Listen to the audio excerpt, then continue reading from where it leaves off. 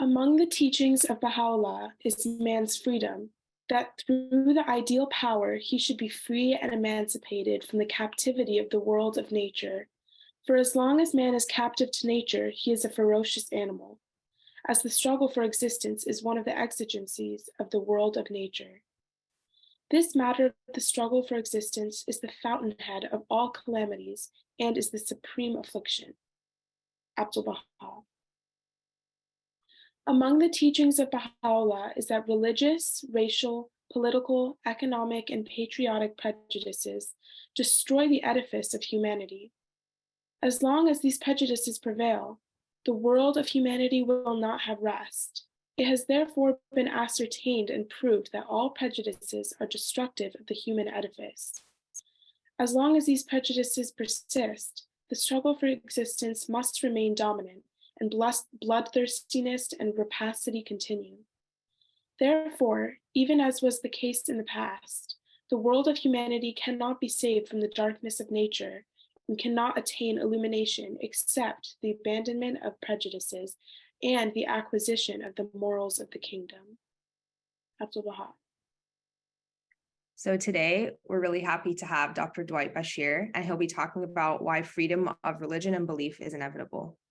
For more than 25 years, Dwight Bashir has worked on international human rights and conflict prevention in the United States government, the United Nations, and various non-governmental organizations. He served until September 2022 as Director of Outreach and Policy with the U.S. Commission on International Religious Freedom, which is a federal body that advises the President of the United States, the Secretary of State, and U.S. Congress. In this capacity, he led numerous fact-finding missions globally, authored dozens of reports, launched and hosted the Commission's podcast, and helped shape U.S. policy to protect freedom of religion and belief worldwide. His commentary and analysis have been featured in national and international media, academic journals, and online blogs, and he's a frequent lecturer and presenter at universities and institutions around the world. Earlier in his career, he worked for 4 years as the first ever human rights officer with the National Spiritual Assembly of the Baha'is of the United States. He's currently serving a 2-year term on the U.S. Holocaust Memorial Museum's Committee on Holocaust Denial and State-Sponsored Anti-Semitism, and works as an independent consultant in the Washington, D.C. area. So with that, I'll hand it off to Dr. Bashir. Thank you so much. It's truly a pleasure and honor to be here today and to have a chance to address you all on an issue that's very close to my heart and I spent a good portion of my career working on, but I also want to start by giving a little background to this issue, but then get into Baha'i perspective on freedom of religion or belief. But before that, I even want to begin, as these wonderful presentations do, by offering a few words about the Baha'i Faith generally. And to sum it up, I think very concisely, in my view, the Baha'i Faith and the Baha'u'llah, the prophet founder of the Baha'i Faith, is advocating that religious truth is not absolute but relative, and that divine revelation from previous prophets of God and faith leaders is continuous and progressive, that all the great religions of the world are divine in origin, and their basic principles, of which the Baha'i Faith has many, are in complete harmony, much to what some say is incorrect, but I would posit that that is the fact. Their aims and purposes are very similar, and their teachings are really aspects of just one truth, and that they're very complementary. And many are familiar with the golden rule when you really tease out the principles that they are in harmony. And indeed, it's really man-made concepts that I think adulterate the true essence of Scripture from each of these manifestations or prophets of God.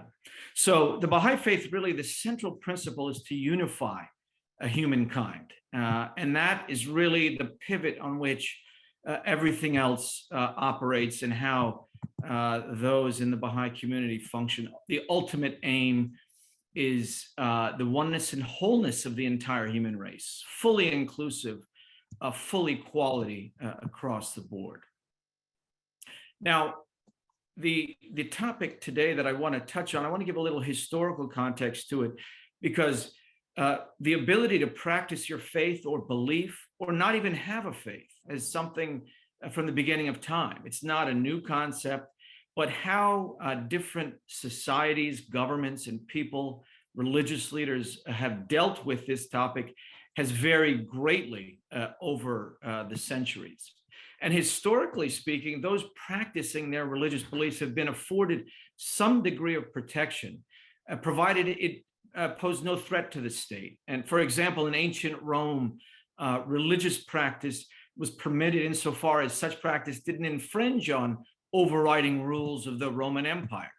And in medieval times, the church was the state, and religion was a public policy issue. And in 16th century Europe, in the 1500s, the advent of the Reformation, as many are aware of through world history, heralded the gradual decline of Catholicism as the dominant religion in Europe. And as the power of the Catholic Church waned, tolerance towards other religious groups developed, in turn, for an end to hostilities. And as a consequence, states started to intervene in civil disputes on behalf of persecuted believers in neighboring states, exercising a like helps like philosophy, and religious tolerance became a political necessity for securing peace at that time, over 500 years ago, or almost 500 years ago. Now, in fact, in the United States, this country was a haven for those fleeing religious persecution in its earliest days. Several colonies in the Northeast provided religious freedom for new pilgrims and Puritans arriving in the 1600s. And the First Amendment of the US Constitution was adopted on December 15, 1791, establishing a separation of church and state that prohibited the federal government from making any law, quote, respecting an establishment of religion. And it also prohibits the government, in most cases, from interfering with a person's religious beliefs or practices. There's also been a history of protection of religious groups linked with the protection of minorities in particular. This is an important aspect of religious freedom. Early provisions for religious minority protection were articulated in the 19th century in the Treaty of Berlin in 1878. Under this treaty, it was incumbent upon all governments in the Balkans to respect the lives, properties, and religious liberty of their populations. Now, when you fast forward some 50 years later, with the redrawing of Europe following the First World War, populations actually changed significantly. And they were exchanged along some of the newly designated international boundaries on the basis of the religion of those persons. In fact, the League of Nations itself overviewed the implementation of the minority guarantee clauses, which were included in many of the peace treaties signed at the close of the First World War. Now, following the Second World War and the well-documented religious persecution under the Nazi regime that resulted in the extermination of some 6 million Jews, freedom from persecution on religious grounds became a high-profile political goal. So this elevated the issue into the central focus of politicians across the continent. The response of the international community was twofold. First, an international prohibition on genocide and a declaration of a global standard of human rights. Now, first, the prohibition on genocide resulted in a convention. I won't go into detail, but this deemed the genocide an odious scourge from which mankind must be liberated. And it's defined as including specific acts which are committed with the intention of destroying in whole or in part a religious group, among other groups. Adopted as a partial international response to the Nazi extermination, the convention deems genocide as a crime under international law. However, I should note that the convention only seeks to guarantee the physical right to an existence, and as such does not protect the right of a religious group per se to manifest their beliefs. Religious groups are therefore entitled to live, but the manifestation of their religious beliefs may be impeded without offending the convention, something I'll touch on a bit later as it relates to the Baha'i concept that was espoused by Baha'u'llah and his son, Abdul Baha, who was his authorized interpreter. The Holocaust itself, in conjunction with the atrocities committed in Europe and Asia during the Second World War, demonstrated a clear need for a global standard. And partly in order to regulate man's inhumanity to man, as they deemed it, the General Assembly of the United Nations adopted the Universal Declaration of Human Rights. And we sit today on December 10th, 2022. It was actually exactly 74 years ago today, December 10th, 1948, as I mentioned, where the Universal Declaration was adopted. Today is International Human Rights Day, without dissent, and it proclaimed to be a common standard of achievement for all peoples and all nations. And as a General Assembly resolution, this declaration, though, is not legally binding. One of the, in my view, pitfalls of the Universal Declaration. It does, however, have a strong persuasive force, and in fact, it has certain legal effects that exert a high degree of expectation of obedience by member states of the international community, to the extent that it may be eventually considered as stating rules of customary international law. Indeed, many of the rights enshrined in the Universal Declaration are now considered to be general principles of law. Some even have the status of customary international law. Now, let me focus specifically on Article 18 of the Universal Declaration of Human Rights. That's the article that deals with freedom of religion or belief. And let me just read that clause for you, because I want to, explain what indeed is 74 years ago, some 50 countries that agreed in hashing this out, what they came up with. So they came up with the statement that everyone has the right to freedom of thought, conscience, and religion. And this right includes freedom to change his religion or belief, and freedom, either alone or in community with others and in public or private, to manifest his religion or belief in teaching, practice, worship, and observance. So that's really that's what's in there about religion and religious freedom in that declaration. It was originally the hope of the drafters, this is well documented, that the declaration would be quickly followed by a more detailed tabulation of rights and freedoms in a legal binding format. However, it wasn't until 1966, some 18 years after that, that two international human rights covenants, the International Covenant on Civil and Political Rights and the International Covenant on Economic, Social, and Cultural Rights, were adopted. And then almost 10 years later, the covenants actually went into force in the 1970s. Now, the International Covenant on Civil and Political Rights, known as ICCPR, went a little further and explained some things. It said some of the same things, but it said no one shall be subject to coercion, which would impair his freedom to have or to adopt the religion of his choice. So, and it allows for the right to include freedom to have or adopt the religion of your choice. So we have the right to change, the right to adopt. You shouldn't be coerced. And freedom to manifest one religion or belief may be subject only to such limitations as are prescribed by law and are necessary to protect public safety, order, health, or morals of the fundamental rights and freedoms of others. Now, I'll touch on that a bit later, but that's important because this allows states, governments to impose limitations, and how they interpret that on the basis of order, public order, safety, and morals can become a little bit tricky there.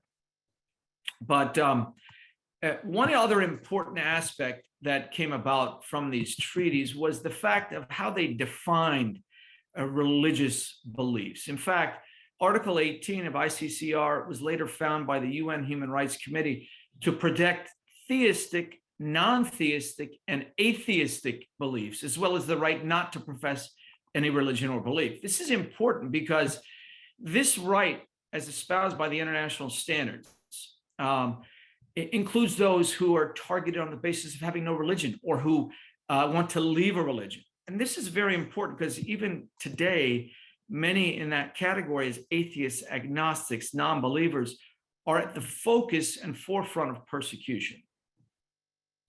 So in sum, when you look at all these, at all individuals today are entitled not to be discriminated against on grounds of their religious convictions or practices. And this general prohibition on non-discrimination is drawn from, as I mentioned, many of these human rights instruments.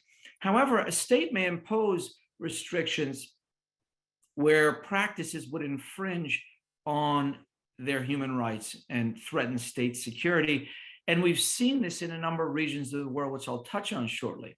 But despite these efforts by the international community, particularly since World War I and World War II finished, adopting this Universal Declaration and codifying it in international law, we continue to witness persistent intolerance and discrimination based on religion or belief, the proliferation of violence in the name of religion, which we've particularly seen in the past couple of decades, the manipulation of religion in the interest of political ideology, and increasing tensions between religion and state policies.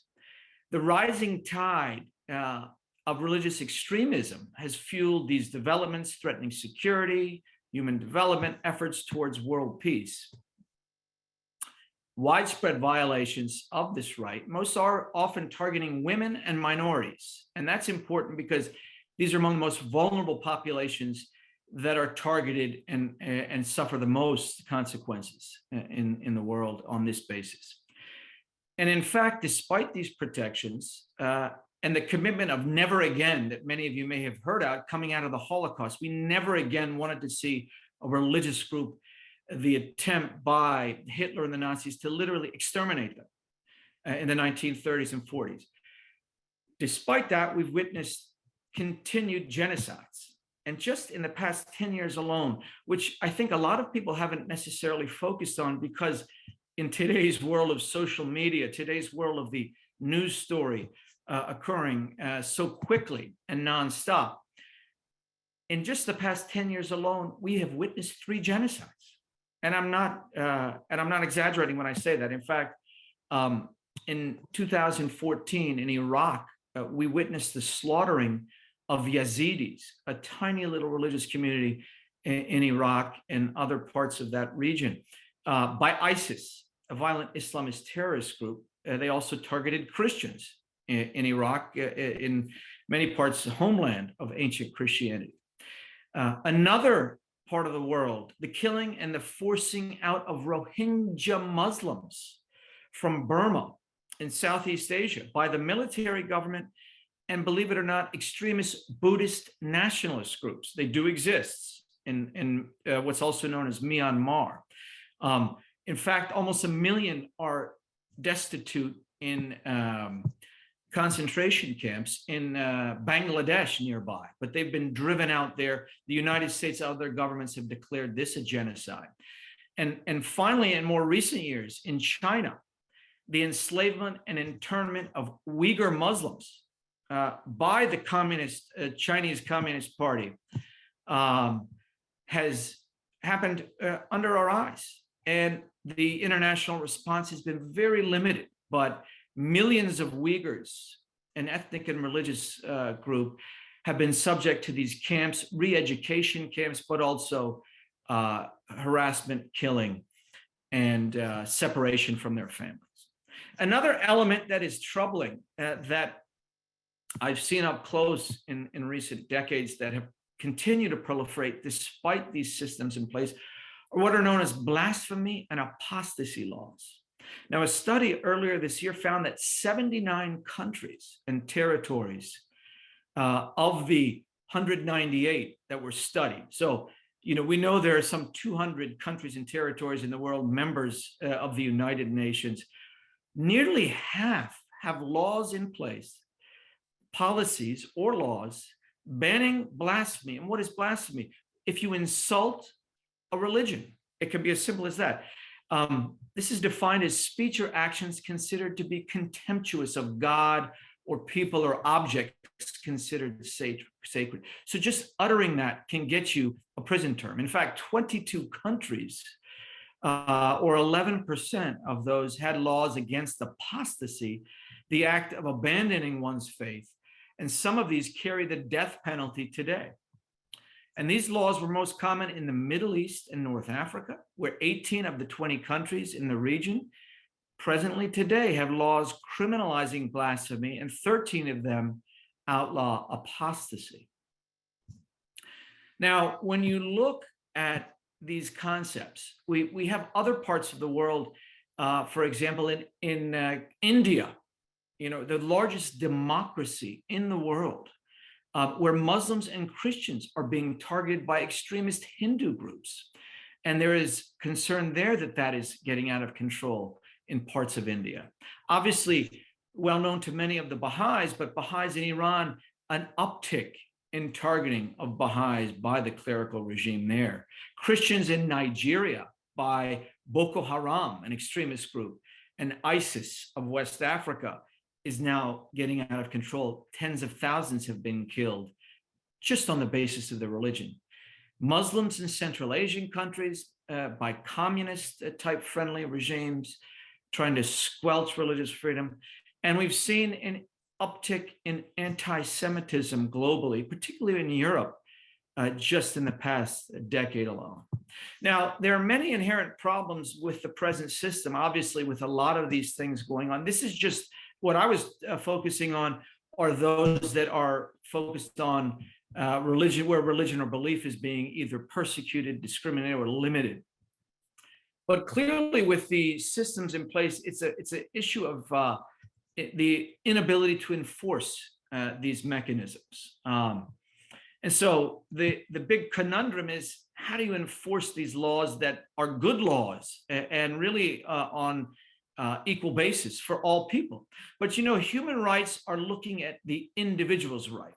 What's important here is that human rights do not necessarily protect the group right. It protects the individual right. You and me as individuals to profess our belief system, not necessarily a religion or group or community. Now, while there are many norms, there's no coercive enforcement to ensure that these norms are respected by governments. States wish to be regarded as acting in conformity with their human rights obligations, especially those enshrined in these treaties that we talked about. And they rely on the few exceptions to these general principles that I mentioned on morality and security to justify violations. Let me give you one example. The Chinese Constitution is unequivocal in its statement that its citizens should enjoy freedom of religious belief, providing that the state will protect normal religious activities. However, following the wording of Article 18 of ICCPR, if not the spirit, the Constitution goes on to say that religion may not be used to engage in activities that disrupt public order, impair the health of citizens, or interfere with the educational system of the state. And now, with respect to Tibet, which Tibetan Buddhists have been under pressure by the communist regime, in Tibet, the official line in the People's Republics of China is clearly that religious activities disrupt public order by inciting unrest, that the Tibetan Buddhism is subject to foreign domination since the Dalai Lama and his clique, as they call it, are based in India. And in this way, the Chinese government can justify their actions. A similar thing they attribute now to the Uyghurs, that they upset public order, therefore they can confine them, re-educate them, and intern them. And we've heard it, we remember internment camps here, even in the United States, of Japanese Americans following the targeting of Pearl Harbor by Japan. Now, what we know, though, is that the world is not homogeneous. There's a plethora of religious beliefs. They don't always live in harmony with each other. And this does cause difficulties when trying to draft, legislation policies that are equally applicable to all religions and beliefs, including atheism. Many acts practiced and considered normal by religious groups are deemed unreasonable and even illegal by others. But given the nature of religion, it's often difficult to devise legally binding measures which balance true freedom of religion for all with the rights of non-adherents. In fact, it's unlikely that specific rules that would be equally applicable to all religious groups in all states could actually be drafted. The problem is clearly compounded when many diverse religions are practiced within a state. For example, it may prove impossible for a state to recognize all religious or holy days and religious festivals of certain groups. In fact, where I live in Northern Virginia, the public school system started just acknowledging some religious days and of Muslim, Christian, and Hindu But where does that line get drawn? Just this year, there are more days that are taken off by the public school system. But how do you do that for all the religious communities? And who's to identify who's a religion or a belief system that is justified to observe these holidays? Now, while these are some of the little details, and we've talked about some of the bigger problems, they're not insurmountable. And the impact of almost 75 years of its adoption, it's striking that as the frequency with which it's referred to on the international stage now, in these international standards, the Universal Declaration of Human Rights, there is a metric, there is a moral compass, there are values that exist. As the internationally agreed upon standards, which all nations should strive to achieve, its value cannot be underestimated. I want to pivot right here to what we find, what we tease out from the Baha'i teachings. In fact, in his chronicle of the Babi and Baha'i faith, the Babi faith, the precursor faith, pronounced by the Bab, which translates from the Arabic to the gate, preparing the way for Baha'u'llah. Abdul Baha, as I referred to earlier, in a publication called A Traveler's Narrative, written to illustrate the episode of the Bab on page 87. He, at the time, this is 1886, just to give you context, he deplored religious persecution practiced back there in 19th century Iran. And he was writing to ensure that, quote, freedom of conscience and tranquility of heart and soul is one of the duties and functions of government, and is in all ages the cause of progress in development and ascendancy over all lands. So this is one of the first clear references that I saw, that this is a duty of government to protect freedom of religion and conscience. This clearly emphasizes that it's obligatory upon the state to ensure freedom of conscience, which in this context can only be understood as the right to entertain whatever religious view one wishes, even should they strike the majority as heretical or that you might disagree with. This appears to be advocating against enforcement of a monopolistic state religion, that only one religion could be in a country. Although, when you look at international human rights standards, it allows for one religion to be deemed the state religion, but you cannot prejudice others on that basis. So you have to treat everyone equally. Similarly, the US Constitution, as I referred to, talks about the separation of church and state. There can't be one religion that is dominant. All should be treated equally.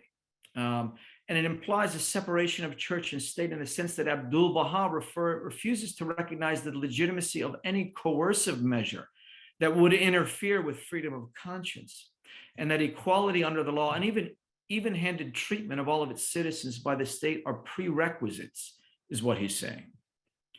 I mean, he went on to assert that in that Traveler's Narrative, that all citizens have to be dealt with according to one standard. This is 1886, let me remind you. Which should ensure complete equality, that interference with creed and faith in every country causes manifest detriment, while justice and equal dealing toward all peoples on the face of the earth are the means whereby progress is effected. Now, Abdul Baha came to the United States some 20 years later in 1912. And in a congregational church in Brooklyn in June of 1912, he said this: just as in the world of politics, there is need for free thought, likewise, in the world of religion, there should be the right of unrestricted individual belief. Consider what a vast difference exists between modern democracy and the old forms of despotism. Under an autocratic government, the opinions of men are not free, and development is stifled, whereas in a democracy, because thought and speech are not restricted, the greatest progress is witnessed. In it, likewise, true in the world of religion. When freedom of conscience, liberty of thought, and the right of speech prevail, that is to say, every man according to his own idealization may give expression to his beliefs, development and growth are inevitable. So Abdu'l-Baha here is linking freedom of thought and conscience to development and growth. If you stifle these, you're not going to grow. And frankly, there have been some studies that track with this. In countries where they limit freedom of religion or belief, you see other things. Prosperity is limited. The rights of women and girls are limited. Economies are limited. These are now hardcore studies, which I certainly could reference, but I can't in this short time. But from a Baha'i perspective, the human spirit must be free to know. In fact, one of the primary principles is the unfettered search for truth, which is underpinned by the fact you have to have that freedom of conscience, the ability to understand and believe. Understanding who we are, for what purpose we exist, how we should live our lives, is a basic impulse of human consciousness. And this quest for self-understanding and meaning is the essence of life itself, the innate and fundamental aspiration to investigate reality must not only be a right, but an obligation for every human being. It's for this reason that the Baha'i teachings affirm that the conscience of man is sacred and to be respected. In fact, Baha'u'llah, in what are called the hidden words, mystical writings, he said, to search for truth, you have to see with your own eyes and not through the eyes of others. In fact, this concept of not relying on clergy or ecclesiastics is vital, because he's saying the individual has to have that right and should be able to undertake a process of spiritual discovery with a keen sense of justice and openness. It's by the very nature a process that is creative and transformative, not just secular in that concept, that we protect rights and they're evenly protected through law enforcement or through policies and through the enforcement of legal provisions, right? This is the fine line. There's a creativity, a spiritual element to it. If pursued with sincerity and fairness, it can bestow upon the seeker of knowledge, quote, this is from Baha'u'llah in the Book of Certitude, page 196. The seeker can bestow upon the seeker of knowledge a new eye, a new ear, a new heart, and a new mind. So the ability of the individual to seek is vital in this process and must be afforded the individual. And as we live through a period beset by moral crisis and social disintegration, the need for understanding who we are as human beings is vital to the achievement of lasting peace and well-being. And historically, such insight about human existence and behavior has been provided by religion itself. Through its cultivation of humanity's spiritual nature, religion has enabled the lives of people everywhere and has engendered cohesion and unity of purpose within and across societies. Now, religion, in its very real sense, provides the foundation of the social fabric of society. Shared beliefs and moral vision that unite people into communities and that give tangible direction and meaning to individuals and collective life. From a Baha'i perspective, the right to exercise freedom of conscience in matters of religion and belief is not only crucial to satisfying your own spiritual promptings of the soul, but to building harmonious and equitable patterns of living. And that means on the very local level in helping your local communities build up patterns of growth and prosperity. On the other hand, coercion in matters of faith is contrary to the very principles of religion. A commitment can only be born of belief that is freely chosen. The right of freedom of thought, conscience, and belief, which I've outlined, is codified in these international instruments and directly finds its roots in the scriptures of the world's religions. In fact, there's so many quotations I could pull from the major faiths about having no compulsion in religion that you find in Islam or in the Old Testament. But if serving the Lord seems undesirable to you, then choose for yourselves this day whom you will serve. And the golden rule, as I referenced earlier, people should aim to treat each other as they would like to be treated themselves, with tolerance, consideration, and compassion. And this fact should assure each of us that truth should not be feared, as it has many facets and shelters all of our diverse expressions of faith. If, after all, people of religious faith believe that the Creator is eternal and the center of all existence, then they must also believe that the unfettered and genuine search for truth will lead to more truth. And that applies equally to people of no faith, or those who don't believe necessarily in God or a creator or a higher belief system, those who want to seek for their own truth as they deem fit. The elimination of all barriers to the free exploration, acceptance, and expression of religious belief is critical to the objective of creating a culture of human rights.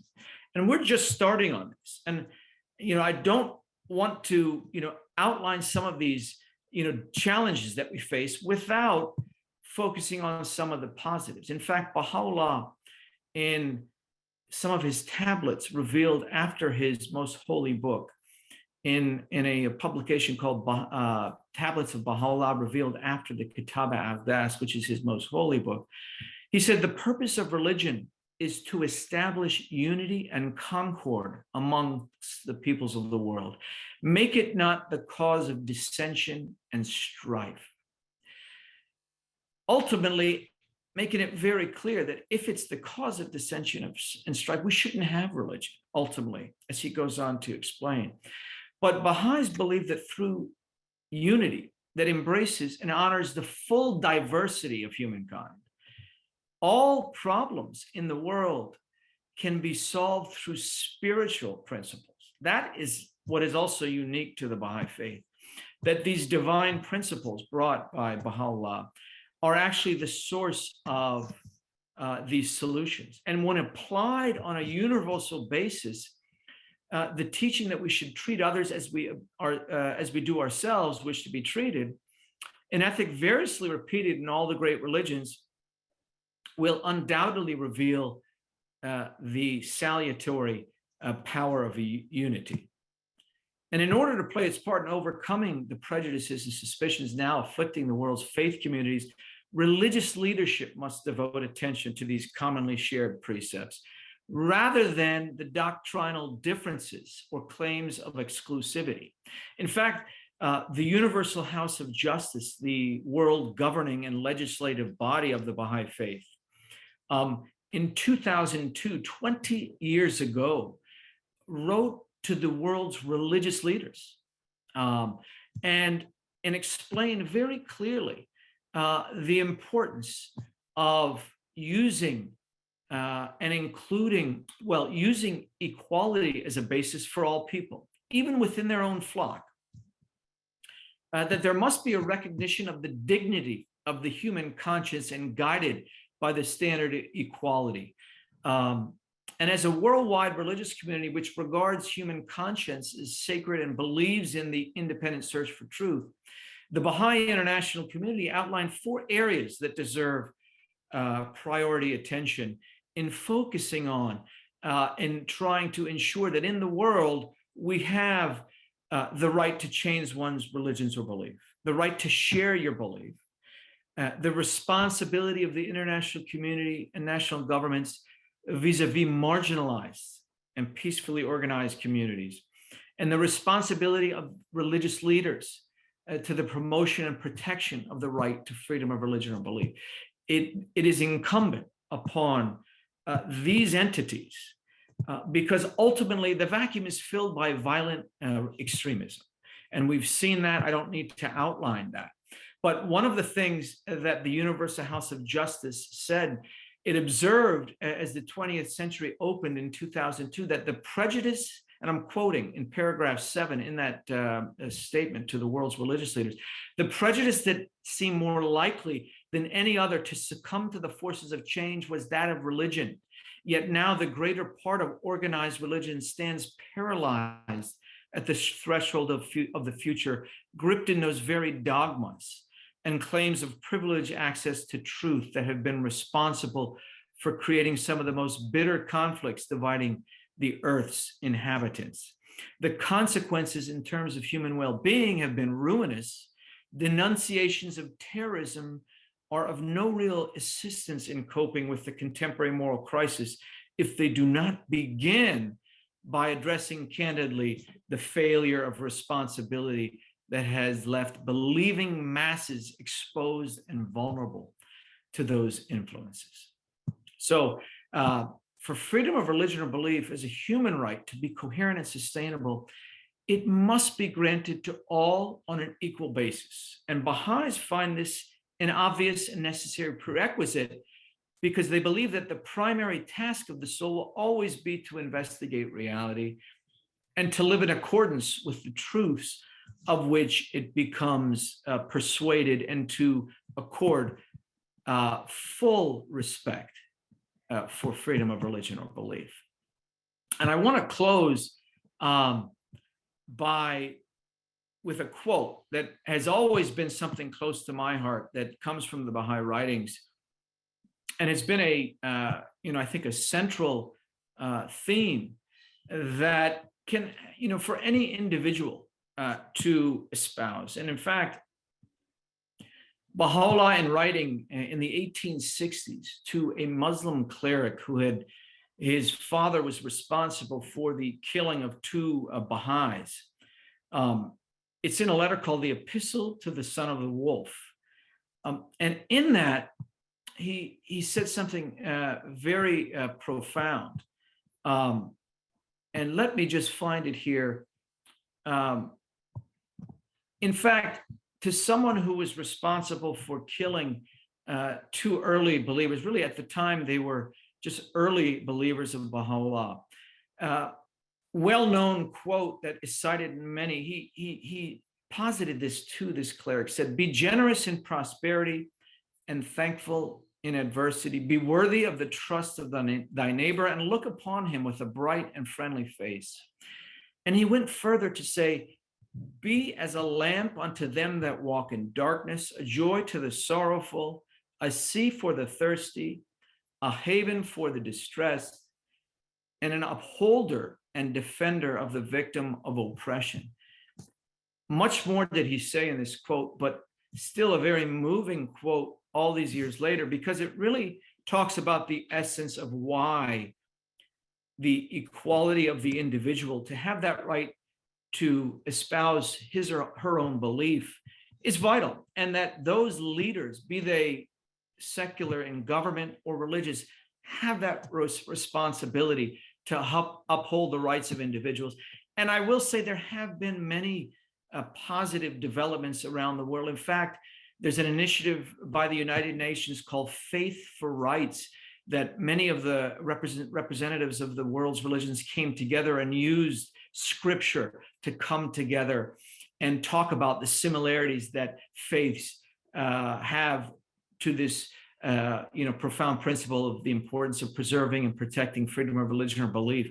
And now there are some 40 governments in this international alliance, International Religious Freedom or Belief Alliance, that I had worked with, a network of 40 like-minded governments committed to advancing freedom of religion or belief, that are pushing governments to rescind these blasphemy and apostasy laws. There's a proliferation of government and regional bodies, say within the UN system, the Organization for Security Cooperation of Europe. There's an international panel of parliamentarians on freedom of religion or belief that exists now. Many envoys focused on this issue, realizing the importance that, it starts from the individual. And there's an important saying that during that early regime of religious believers who, were being targeted, the Jews, by the Nazi regime, said, "I came for the trade unionists, no one listened. I came for this individual, no one listened. Eventually, I came for you, no one listened." If we don't speak up, ultimately, one person's peril will become another's. And we've seen this time and time again. So on that basis, it's very important to realize that this very truth must be respected before we can even get to unity and peace in the world. But I'll stop right now and turn it back over to you for any questions and answers you might have. Thank you so much. Thank you so much. That was really interesting and a very timely topic as well. So if anyone has any questions, you can go ahead and put it in the chat. I mean, I think you already kind of touched on this, but someone's asking, like, why are genocides still taking place, especially in Iran? I mean, you spoke about how governments use the exceptions, but I mean, do you have any other thoughts on that? Sure. I mean, as I touched on, unfortunately, I mean, so genocide is a very specific legal definition. And what's happening to Baha'is in Iran wouldn't be considered a genocide necessarily. It's been referred to as a pogrom. It's been referred to as certainly religious persecution, no doubt. But when we're talking genocide, we're talking about the full extermination. Now, I know the government of Iran has documented very clearly they would like to exterminate Baha'is. But genocides, in my personal opinion, continue because governments are not willing to call each other out yet. The international community is only as good as governments, respect each other. Right now, we have bands of governments that exist that support each other, whether or not they believe it or not. It's truly unfortunate. That's why the UN system does need a lot of reformation. But we've seen this. Systems need to be updated. The UN itself, now over 70, almost 80 years old, there needs to be changes. So the reason groups are targeted is because of power. People want to have power. People have governments, religious leaders, political leaders. When what we've seen in, for example, Ukraine, what we've seen in what we saw in Iraq, how in the world could a small little faction, a terrorist group known as ISIS, take over so much territory in a short time in Iraq and try to kill people off, right? It's going on because, unfortunately, there are governments in the world that are not abiding by these principles in the international standards that are, unfortunately, not fully enforceable. As I mentioned, these human rights treaties are not enforceable. So you can't, the concept, the Baha'i concept of collective security, which we still haven't seen unravel. I think others may have addressed this topic, but we can't get to that until we have a system where the governments respect them and adhere by them. The UN system itself, the international community by definition, is only as good as individual nation states. The 200 some territories are made up. The international community is made up of governments. So they make the decisions. There are votes that happen. So unfortunately, we don't have those mechanisms yet. Are we moving toward that? Sure. But keep in mind, it's pretty early in the evolution, historical evolution. We're talking just 7 to 8 decades, where coming out of the ashes of World War II, the extermination of the Jews, they actually realized we need some kind of values, more than just laws, right? Values too. And there are universal standards. So, but until we get to that universal applicability and a mechanism to, I don't want to say police, but enforce, we're going to unfortunately continue to see governments try to seize power. We have autocracies, we have a theocracy in Iran, we have other types of dictatorships that exist. Families run governments still, countries. Until they want to abide by these principles, we're going to continue to see them trying to cling on to survival. So when a government realizes survival is at stake, they'll do anything to keep that. And unfortunately, that means also at the expense of individuals in that country who may simply believe something different, look differently, espouse a different ideology.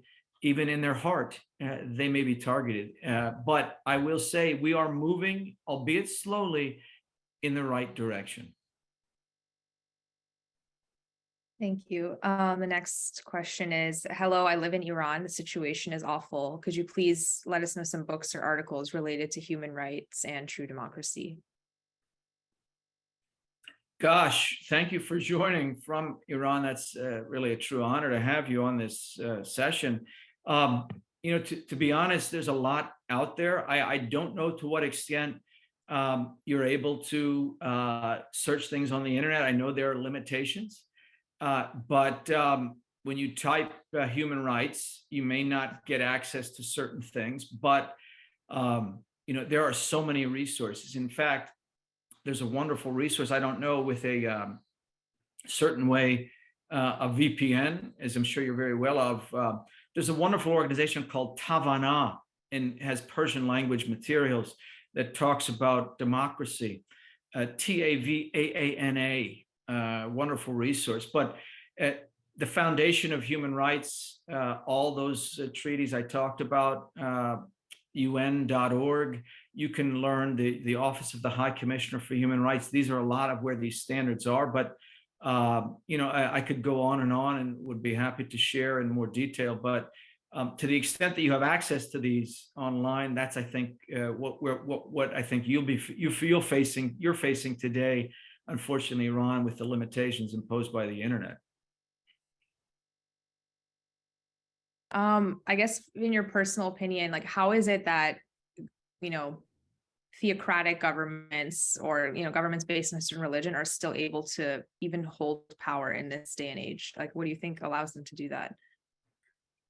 Well, as I said, as I alluded to, even in the international standards, it is permissible to have a state religion. So on that basis, some of these governments, even like in Iran, but Saudi Arabia, and for that matter, we see in India today, the BJP party, a political party that espouses Buddhist ideals. And some Buddhist national groups have gone even further, a bit more fundamentalist.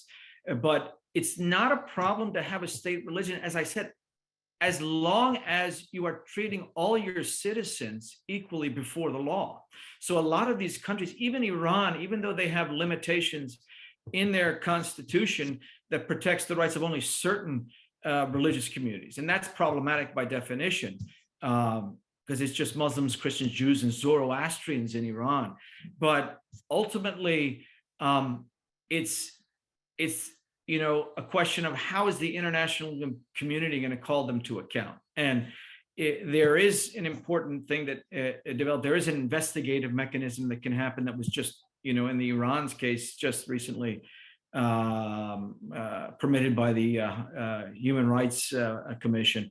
But the larger picture is simply that there are relationships between governments, and in diplomacy, to preserve relationships, and this is a very simple explanation.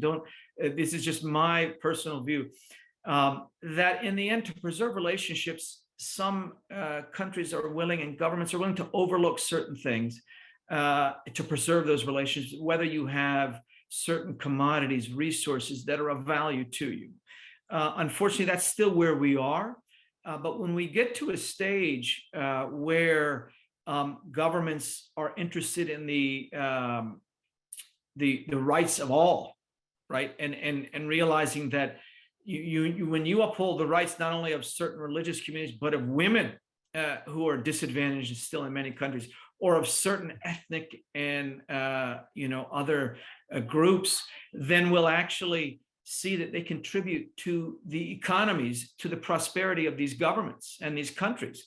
In fact, because we're talking about this theme in Iran, I think the Baha'is are a good example. By being limited, that government's economy, I would say, in my personal view here, has been limited because a very educated population there has not been able to contribute to all aspects of society. You see that in China with the Uyghurs, a very educated community now being in internment camps. Why wouldn't you want them contributing to society? So until there's a recognition that holding power over others, subjugating others just to hold power is not going to be the long-term answer, I think we're still going to see, unfortunately, these kinds of things. But the longer-term future, because this is all coming out, the internet is immediately giving us the opportunity to uncover some of these atrocities. And some of these the discrimination exists. People are not going to permit this anymore, and are going to speak out. We see it to the brave women in Iran, but also so many brave citizens in countries around the world that have spoken out. Unfortunately, they've been targeted, but the voice, and this is one unique concept in the Baha'i faith. It's about the acknowledged leadership. You can't impose something on people. The people have to have a say. This is what Baha'u'llah is saying from the beginning, and what Abdul Baha went further and said, there has to be some form of democracy where the people have a say, a vote, not where people impose it, where a family, a monarchy, an ideology, they just say, hey, we're in power, period, whatever you want. No, this is the people's decision. This is from the bottom up, not from the top down. This is a complete turning on the head. In fact, Baha'u'llah, in somewhat of a provocative quote, but very clearly out there in the Promised Day Has Come, said he's seizing power from two entities, the kings and the ecclesiasticals. What does that mean? So the leaders, the political leaders, which at that time many monarchs, but that means political leaders and the religious leadership seizing power. But when you drum down further, ultimately what that means is you can't just impose your will on the people. The people must have a say, and they can elect you to lead them. But you have to preserve their rights, protect their rights, and allow them to have a voice in that society. And that is a very fair way to function. Not difficult. In fact, we have a lot of these ideals in place now. So I think we would be supportive. But the question is, where's that bridge to get there? It becomes the will of realizing that the human race is all part of that same entity, that until we have that recognition that the power of a few are going to only last for so long, but until you sign up for the right future, that kind of approach is not going to last. So I know it's difficult now, and we got to keep speaking out, but that future is still very bright. And if you're evaluating it over, and of course history is vast. Decades are in a snap of a finger. We live 80 years, 90 years these days. That's a blip on a historical screen, but we've seen so much progress in a small amount of time. So let's not get deterred by the short-term bleakness. Let's look at a lot of the progress that we've seen in a short amount of time, historically speaking. It's really unique. So, the Baha'i faith is an organized religion, and a lot of times Baha'is speak of this concept of like one common faith or like an international governing body. And so what do you think prevents that from becoming kind of like an autocratic religious institution? Yeah, no, that's important. And this was very clearly outlined by Shoghi Effendi, who is the great-grandson of the prophet founder of Baha'u'llah, who was known as the guardian of the Baha'i faith, one of the authorized interpreters, and who translated so much from Persian into English for the worldwide Baha'i community. He outlined it very clear based on Baha'u'llah talking about this new administrative order. And that sometimes that term in present day, when you talk about it, rings alarm bells. In fact, certain socialist, communist entities talk about this new world order that was big at the turn of the century in 2000. But the safeguards that exist are very clear from a Baha'i perspective. There needs to be equality, and so there can be no monopoly of religion or right or limitation of rights on others. In fact, the United States, as imperfect as it is actually has shown that it can have that separation where you don't impose a faith on others. Didn't want to do that, but the United States, there are laws in place. If it's deviated from their laws and you address them, a lot of imperfections, a lot of things that still need to be addressed. But this concept, and even Abdul Baha talked about some of the European models, the United States, still not all the way there, because the spiritual principles need to be their underpinnings of how we're applying these things. Transforming people's hearts are important, not just literally using the letter of the law, and having sympathy, compassion. These are elements that, with some values should be used, and in some parts of the world they are, but they have to become more the norm. But no, the thing that guards us from saying, oh, what's the difference if the Baha'i model, so to speak, is used, and the Guardian, Shoghi Effendi, outlines this very clearly. But it still needs to be translated by this congregation of world leaders that Baha'u'llah talked about in some of his writings. Still needs to happen and evolve, that it's a democratic process, that all peoples and races and creeds and faiths need to be involved in this discussion. So it needs to preserve all, but everyone should have their say, and that the rights should be outlined. We have a good blueprint. It still needs evolution, but that's what the Baha'i model offers. It offers equal rights on an equal basis, and the individual should be protected. No one is above another. No individual, no soul is above another. And unfortunately, in many countries, some still believe the hegemony of others, that some are created more noble than others. And that's the inherent teaching of Baha'u'llah. What can we do as individuals to promote the evolution towards more equality? And what can we do in a corporate environment to promote freedom of religious belief at work? Well, the good news is there are some initiatives that are going on actually out there. So you don't have to start from scratch to reinvent the wheel. But to simply to promote, to be aware. First, awareness is important. Be aware of what's going on out there. I outlined some groups that people, when I've given talks and through my work, people are surprised that there have been, genocides of other groups. The Rohingya in Burma, the Uyghurs in China. Especially as Baha'is, we talk about Baha'is in Iran, but there are other communities that are suffering to an extreme degree. In fact, so I think it's important to be empathetic. Reach out to others, of other faiths, and express sympathy to them. Engaging in interfaith activity, interreligious activity, very important. Can't underestimate. Sometimes people say there's a lot of pie in the sky in those conversations.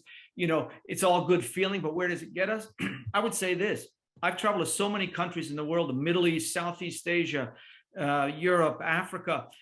These grassroots things are what gives humanity to people. So be involved at wherever you are in the world, be involved, talk to people. Don't sit idly or have that, be interactive. It's important to contribute in your community. At the it can be in your neighborhood, by the way, because more and more in societies, you can interact with people of different faiths, ethnicities, nationalities, various backgrounds. So do that. It gives you more meaning.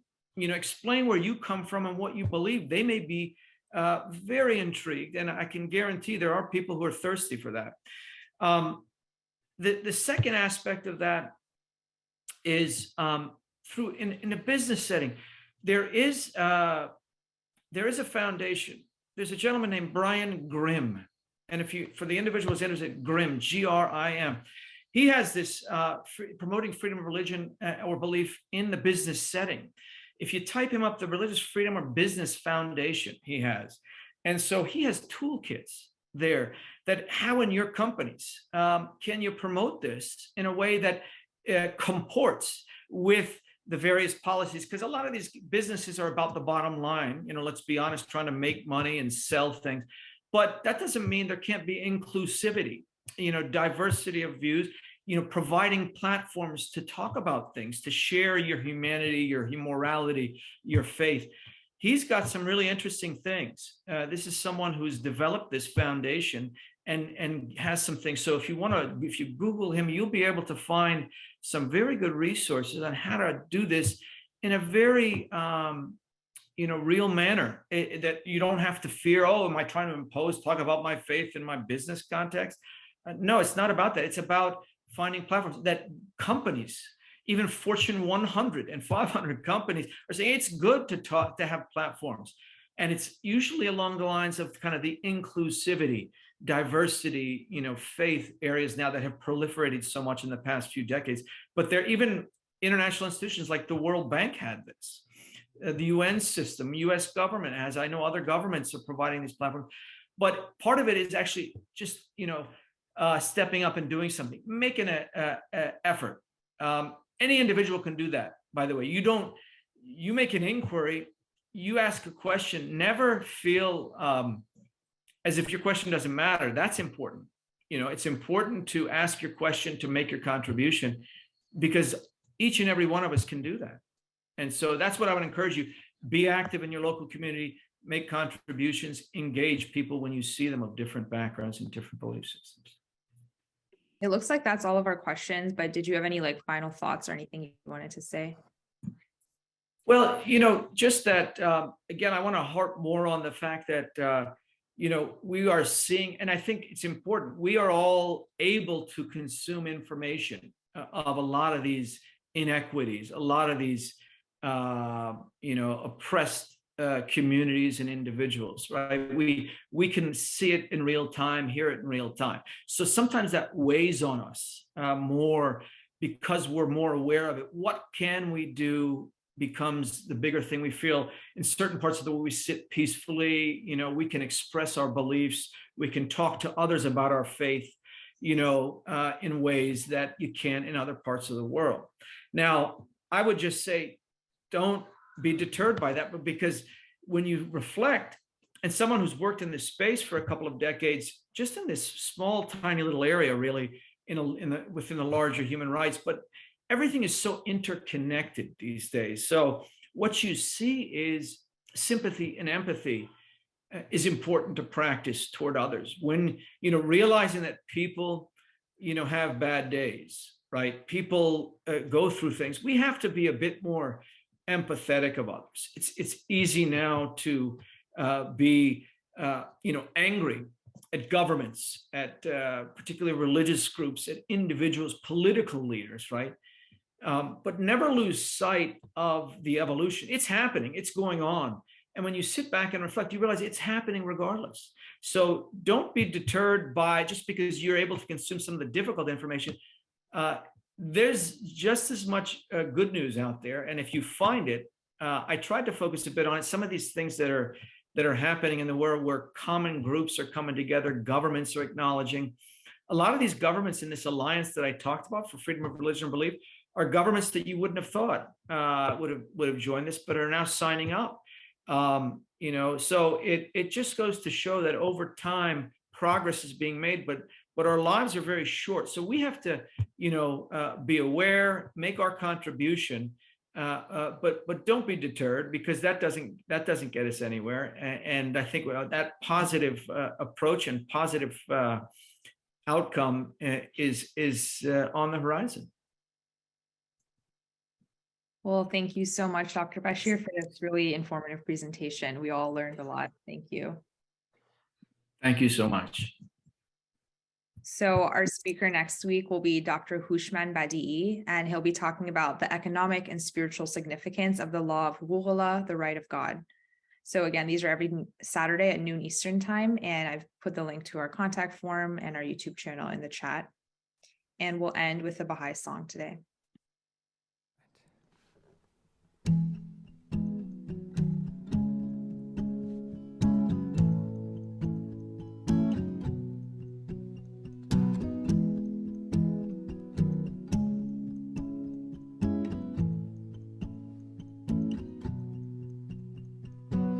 What kind of world will it be when there is no cruelty and there is no greed? I see a world full of light when there are no soldiers and no one to fight. Every soul is one, working together till the battle is won. There's a place for you, there's a place for me. Each one I wave, each one I see.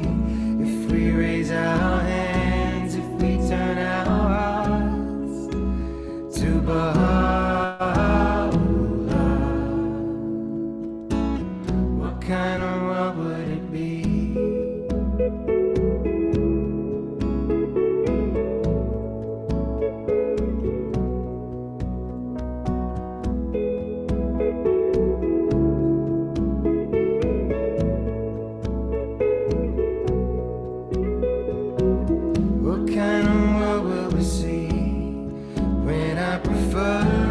My brother and me, it is all in our hands.